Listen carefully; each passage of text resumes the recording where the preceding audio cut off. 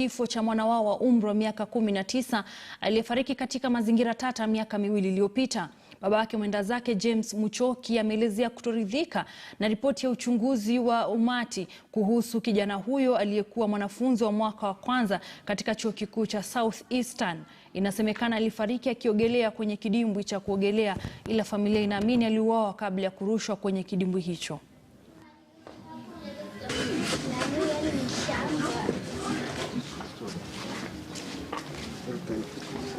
Tuseme alikufa on Saturday, Sunday. Hiyo night, the whole Sunday hakuna kitu yeyote kilitendeka. Monday hakuna kitu yeyote ilitendeka. Isipokuwa saa 9 ndio tulipigiwa simu ati mtoto hayuko. Na sasa ndio tupigiwe simu, tulikuwa tumepata, yani watu wanakuja wanatuambia pole kwa sababu ya picha zenye zimekuja kwa internet. Hiyo tuliona kwa Facebook sura ya mtoto, sasa kama watu wanasema rest in peace. Ndio tukakuwa confused, tukapiga simu. Sasa ikakuwa unajua mtoto alikuwa anasomea Southeastern Kenya University. Sasa ikabidi tupige simu Nairobi, tutume mtu mwingine huko aende huko kwa shule asikie nini kilikuwa. Ndio baadaye ilikuwa confirmed kutoka kwa shule same day kwamba mtoto alikuwa amedrown na kwamba mwili ulikuwa umewekwa kwa Kitui level 5 hiyo mochari. Ikafika wakati fulani ikakuwa ni kuna pendekezwa mwili utafukuliwa alafu hiyo postmortem mwingine ifanyike, which was later done 2019. Sasa wakafukua mwili wakatoa samples zikachukuliwa na government pathologist, zikachukuliwa na hiyo government chemist. Leo mpaka leo hatujaipata majibu, hatujaipata kujua what had happened.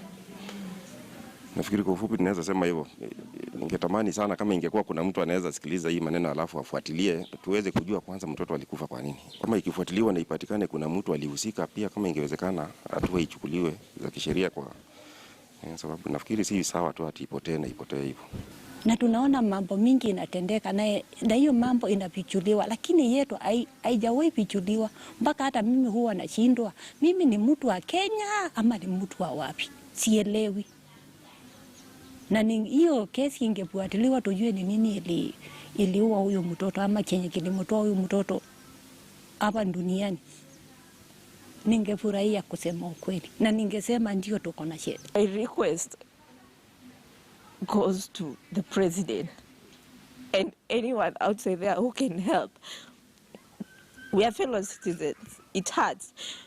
You know, it hurts everyone to lose the one person we love. It does. But what hurts most is burying someone minus knowing the cause of that death. It is very disappointing. And whoever has a hand in this,